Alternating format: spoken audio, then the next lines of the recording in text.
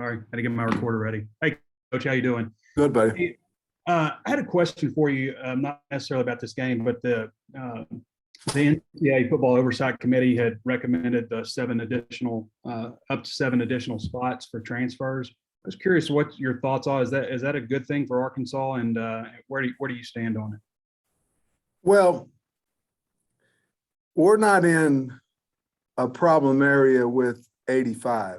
The reason that it's in is now we might be, but the reason I think they put the rule in is because, that some coaches have left other programs and, the kids run out of there before they get to know the coach and all those things. You end up at 70 on your roster, and I think it's a good thing. I think they had to do something, Trey, simply because, you can't lose a guy in the portal and then sign 25. And let's say you lose 6 guys in the portal every year and you're signing 25 before, 5 years down the road, you're playing with a 50-man roster. And so I think it's good.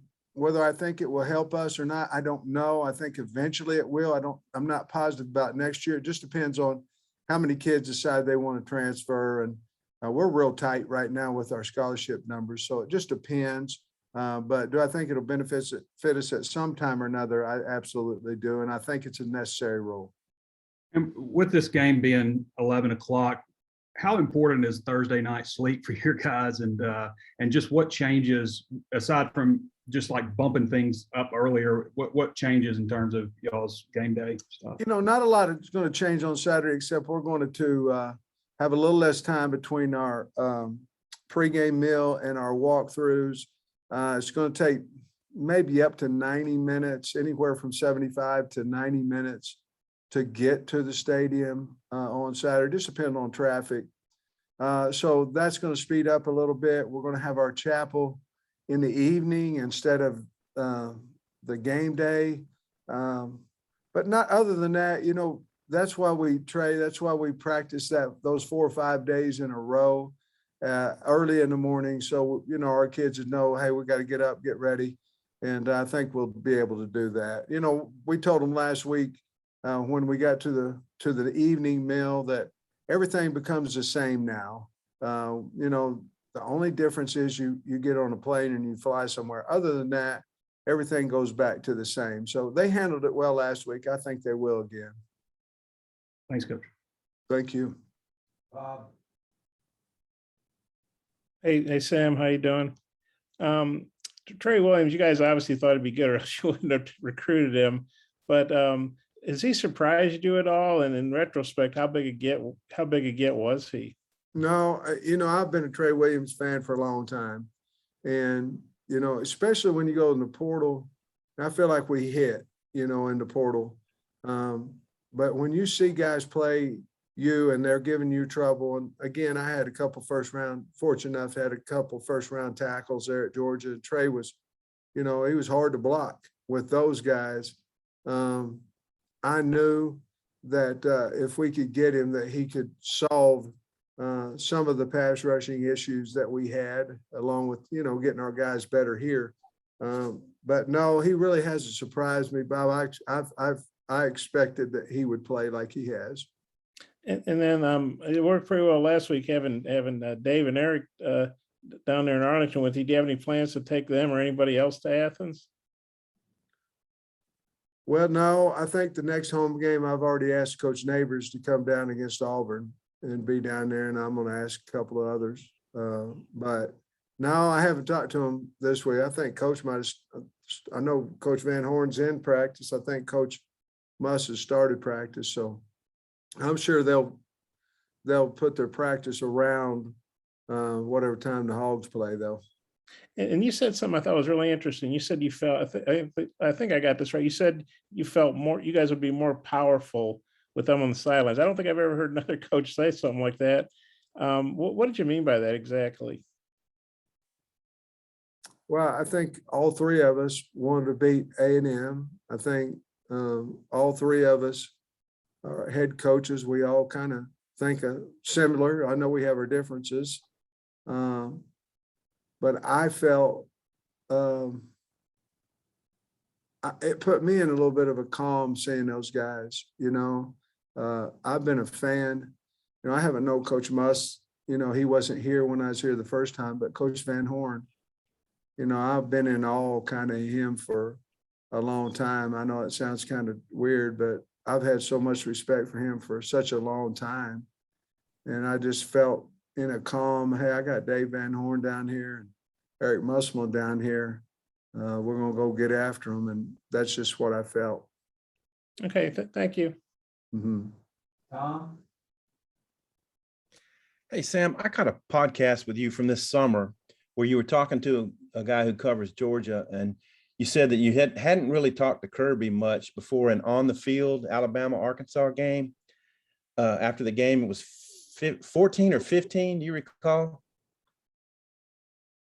Oh, when did I talk to Kirby? Yeah, was it the 14 game here? 14 here. Yeah. 14 here, and he just came over and said that when he gets a job, he's going to make it hard for me not to go with him. And I told him, you better go back and look at the tape before you get to saying all that stuff. And he laughed. And I'm not one of them, calling guys and writing them notes, and that ain't my style.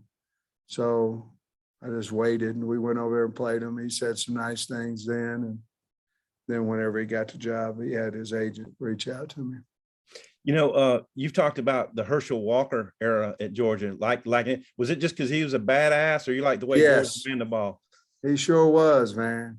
And I mean, it was, at 1980, I'm in high school, I'm graduating in 80. And yes, man, he's the biggest, fastest guy I'd ever seen. And they were rolling, so yeah, that's where it started. Okay. And then just how do you start to slow the Georgia offense? What are the keys to slowing them down? What do you got to do? Well, hopefully we have a game plan that'll do that, but we had to play hard. We had to be us. We can't give up any type of big plays on them. That stadium will go crazy. We have to make them earn everything. We have to be, to be honest with you, I told the team yesterday, we have to be the best tacklers that we've been all year. We have to be able to get these big backs on the ground, and we're going to be in some one-on-one situation. We've got to get them on the ground. And offensively, we have to break tackles, because even if we block them all up, there's going to be somebody close to that ball carrier or that receiver, and we have to break tackles. If we do that, we'll have a chance. Thanks. Hey. Yeah, Sam, this time last week, everyone was talking about, how great A&M's defense is. What's the difference in Georgia's defense, just kind of as what you faced last week? Well, similarities are they're both really big, and they both run the ball. They both play really hard. I don't know what the difference would be. I obviously know the kids at Georgia better than I did at A&M. I'd say Georgia has a tremendous amount of depth, so they can just roll players. A&M had good depth as well, but I think Georgia probably just has more depth there. And they're a little scarier because I'm more familiar with what they're going to do to us and what we have to do to stop them. So Surprising that, considering what they lost last year in graduation, that they're as deep as they are defensively. no, not at all. I mean, I think they've been 1 or 2 in the nation in recruiting for a long time, or I know they've been top 5 for a long time. They know how to get it done in recruiting, and Kirby understands it's a line of scrimmage league, and that's really, I mean, they have so many good players, but really, they're really good on the defensive and offensive line, and that's where it starts. Thank you. Otis. Coach, when you came here, you talked about wanting to build a walk-on program. You look at your linebackers, you got 3 linebackers there that as good a college probably trio as there is in the country. Somebody may have better pro prospects, but 2 of the kids, Hayden came here for a semester without a scholarship. Grant walked on, and then you got Jackson Woodard, back there as a walk-on. Is your linebacker room about as good of an example of what a walk-on program can do for the Hogs? Yeah, that's really a great observation. And you know, it's a little bit Arkansas. And I say that in a great way in the fact that those kids, you know, anytime you walk on, you have a chip on your shoulder, you know, you have something to prove. The difference in those guys, a lot of times you'll get a walk on and he'll put him on scholarship and he'll take it to the house on you. You know, I mean, he's done. That was his goal. You get some walk-ons from your state. That's just part of the process. They get there and then they take it to a new level. And obviously Henry's done that, and certainly Grant has. But yeah, that's a good observation, and it's true. I mean, it really is. Coach, earlier this week, you talked about the challenges that all the blitzes that Coach Lanning has presents. Having gone against him and been in like staff meetings, does that give you any type of advantage, or is it kind of negated by the fact that he's also familiar with you? Well, that's the problem. You know, he knows I know, and he's going to give me a different look than what he's giving somebody else. And then, you know, instead of coming from one side, it's going to be the other side. And so, yeah, he knows. I mean, he knows Coach Kenny was there. I was there. I mean, he knows we know what Georgia does. And he might just say, this is what we do, and try to block us. You know, the other thing he might, so that's the beauty of college coaching or any coaching, is trying to outwit the other guy and just make sure you don't screw your own team up, you know, by getting giving each other too much credit. And then also, I've noticed last couple of weeks, I think Bishop and Clark have rotated quite a bit at that cornerback spot. Do you like what that rotation is like, or would you maybe like one of those guys to assert themselves as the guy? As long as they're both playing well, you know, you're keeping a fresher guy out there. As long as they're both playing well, you know, I'm become a more the merrier type guy. You know, the more you can play, the better off your camaraderie on your team is. Certainly the better off your depth becomes. So no, I'm not too worried about it. The two kids seem to handle it well, you know. So no, at this point, I like how it's going out there.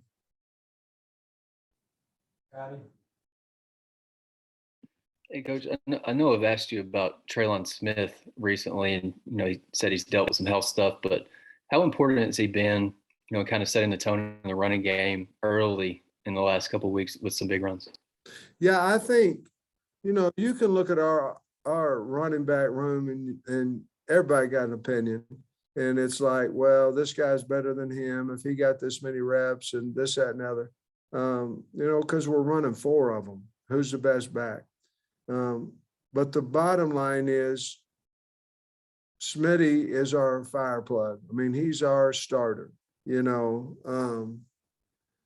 So that, and he may be our best back. You understand what I'm saying? But he's the guy in there, and we know that he's going to run like heck when that game starts. And so therefore that's one of the reasons why, because we know he can bring that early juice to our football team. And at your other cornerback spot, I'm just curious what you thought about Mo Brown's year to this point. I think he's playing really, really well. He's playing physical. He's had some nice picks, major picks in games. But I think he's playing with a lot of confidence, you know, and I've been really, really happy with him, as well as so has Barry and Sam. Last call for questions. All right, that wraps us up. Thanks, Coach. Go Hogs. Thank y'all. Thank you.